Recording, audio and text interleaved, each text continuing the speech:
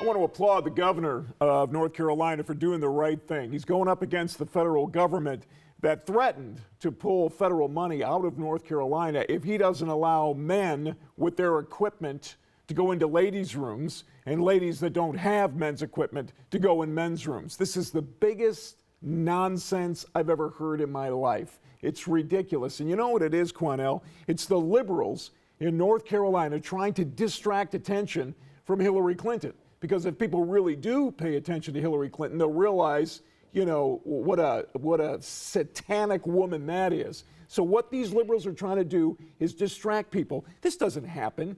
You don't see boys going into ladies' rooms or ladies going into boys' rooms. This is nuts. Matt, I too believe that a man that is still sexually a man, that has the male genitalia, should use a man's restroom.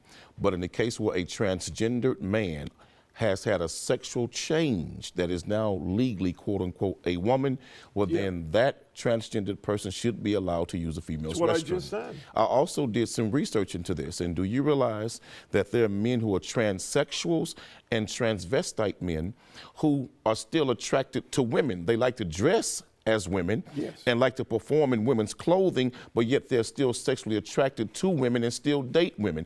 Any man that dresses like a woman but is still sexually attracted to a woman should not be allowed to use a woman's restroom. This doesn't happen. Target, there's an example. I want Target stores to know I'll never shop in you again. I didn't like you that much to begin with. But all this nonsense that boys can go in the girls' rooms, girls can go in the boys' rooms, and they think that that's doing the right thing. I'm going to tell you something. That's going to keep people from using you to buy anything because it's ridiculous. But Matt, that wasn't happening. But Matt, we got to be careful about these scare tactics being used also, suggesting that some men will go in there and rape a woman who's transgendered. There is no data, there's no proof, there's no information that's out there that can show that this is a pattern or a history or has happened. It doesn't happen. So we have to say that those scare tactics should not be used, but I do believe that a man that is still packing and walking and using the restroom with a penis should be using a man's restroom no matter how he dresses. I agree. You got a weenie, you go into the men's room. You don't, you go into the ladies' room. It's as simple as that. I absolutely agree. A man should use a man's restroom, a woman use a woman's restroom.